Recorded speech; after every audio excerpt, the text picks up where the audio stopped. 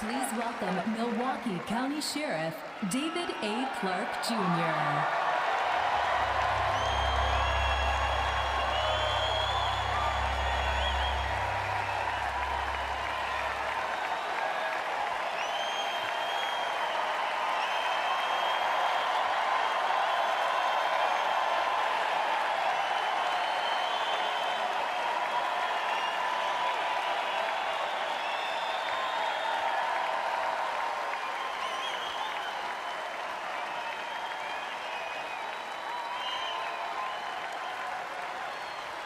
Thank you.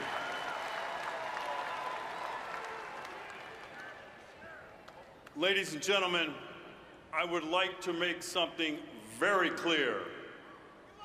Blue lives matter in America.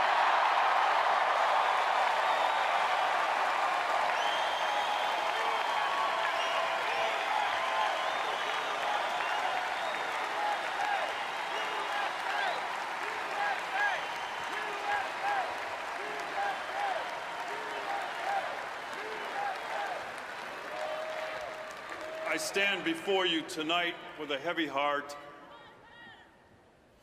as the law enforcement community prepares to bury three of Baton Rouge, Louisiana's finest. But there is some good news out of Baltimore, Maryland, as Lieutenant Brian Rice was acquitted on all charges.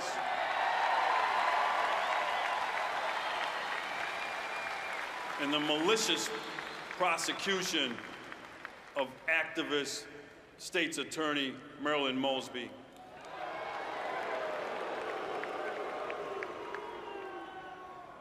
Now I want to talk to you about something important.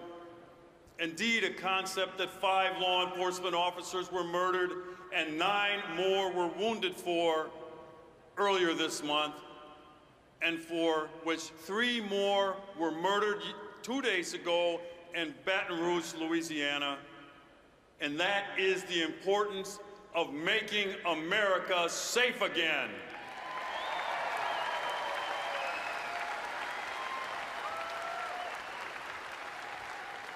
You see, I believe that this noble mission is not just a requirement, but a prerequisite for achieving this campaign's goal of making America great again.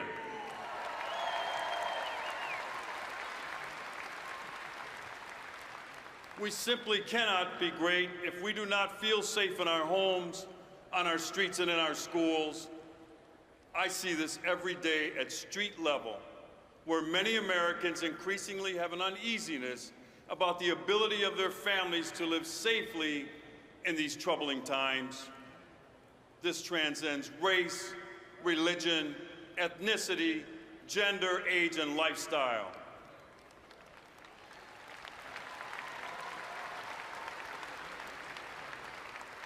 And if you don't believe it, a recent Gallup poll confirms it. And more than half of all Americans now worry a great deal about crime and violence, up consistently and dramatically from just a few years ago. And for African Americans, that number is 70%. Sadly, for a growing number of communities, the sense of safety that many of us once took for granted has been shattered. Americans don't always feel safe, no matter if they are working in a big city, living in a suburb, or rural areas all around this great country. I often tell residents of Milwaukee and the city and towns that I visit that safety is a shared endeavor. It starts with the willing acceptance of people to play by society's rules. A code, if you will, where we collectively agree upon that ensures stability, fairness, and respect. It is built on a foundation of trust in each other and in the people who administer and enforce society's rules, which at its foundation is the rule of law.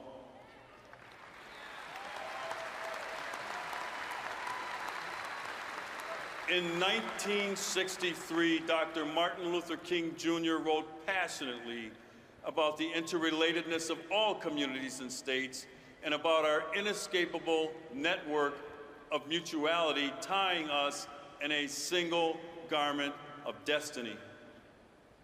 He spoke of the basic morality of the rule of law, provided that it is applied equally to both the wealthy and the impoverished, both men and women, and yes, the majority and the minority.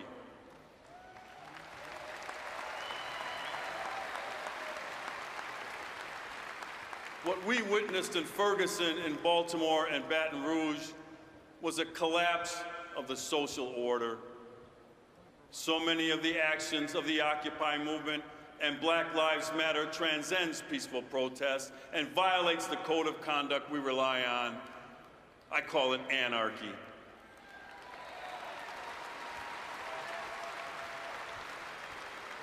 You see, American law enforcement officers understand that race is and has been a heated issue in our country. Most appreciate the vital need for thoroughness and transparency and pursuit of the greater good in their actions and in their investigations. These are truths that are self-evident to me and which I practice, and they are the truths that Donald Trump understands and supports.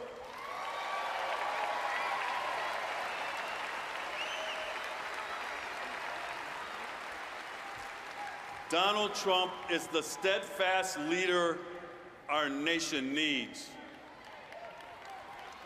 He has spoken passionately to me of his belief in our American system of justice, and he speaks to the values that are at the foundation of our social contract.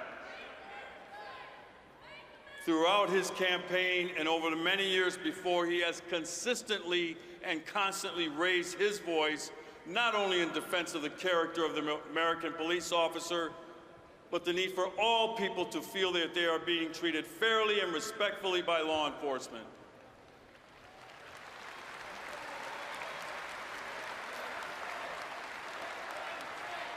You see, Donald Trump understands that what can make our nation safe again is a recommitment to a system of justice in which no government official, not even those who have fought their way to the marble and granite halls of Washington, no private citizen, no elected official, even Hillary Clinton, and no group of people, despite the fervor with which they press forward their grievances, can claim privilege above the law. It cannot happen in the United States.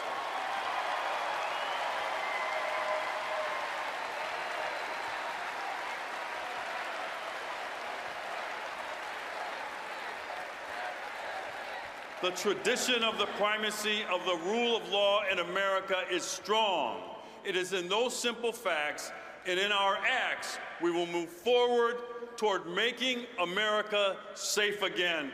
God bless you, and may God continue to bless these United States of America.